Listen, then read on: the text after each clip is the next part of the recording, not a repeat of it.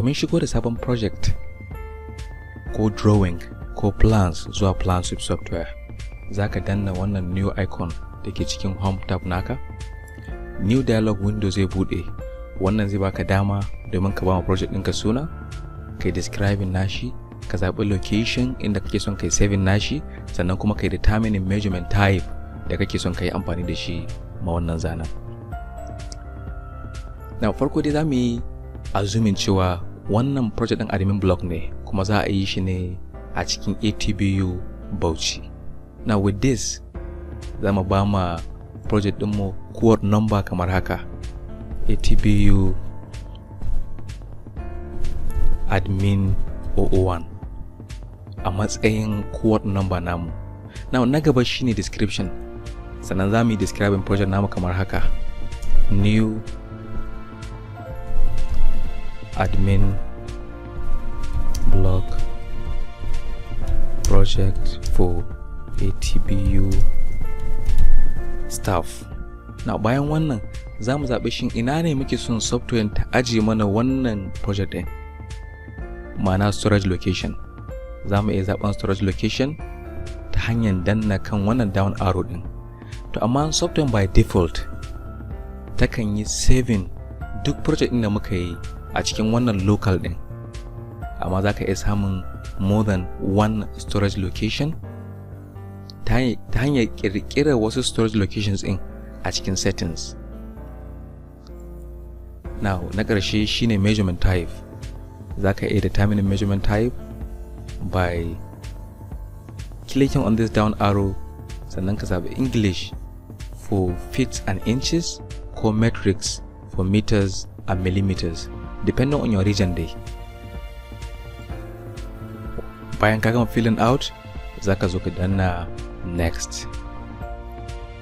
Na a wannan dialog window din, software na bamu dama domin mu shiga computer mu yi selecting files da muke son mu yi importing ko mu kawo cikin PLANSWIFT software domin digital quantification and takeoff. Now by default software tana baka duk abin da yake kan desktop naka ne. To amma idan files ɗinka ba sa kan desktop, za ka iya danna kan wannan browse button ɗin domin ka yi locating inda duk ajiye files ɗinka for importation zuwa PLANSWIFT software. Now files ɗinmu suna kan desktop, za mu kuma kan desktop domin selecting nasu. Now za ka iya selecting duk abin da ke cikin folder ta hanyar clicking kan box ɗin da ke behind folder ɗin.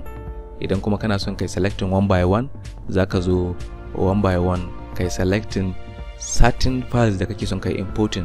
Idan baka son kai importing komai da komai a cikin folder. Now once kai selecting files da kake son kai importing, ko PDF file ko DWG file ko images ko any CAD file wanda software ke supporting, za ka zo sai ka danna next.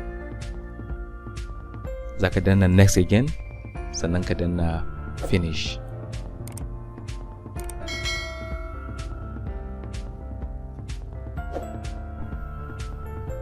Files ɗinmu sun zama imported zuwa PLANSWIFT software. Idan muka duba a nan, za mu ga cewa ATBU admin 001 ya shigo cikin PLANSWIFT software for quantification and takeoff. Now za mu samu duka pages na wannan admin block ɗin a pages panel namu. By scrolling, za ku iya ganin duk kowane page na wannan project ɗin, kuma za ka iya accessing kowane page ta hanyar single click, ma'ana click ɗaya kan kowane page kake so, za ka iya accessing nashi by a click.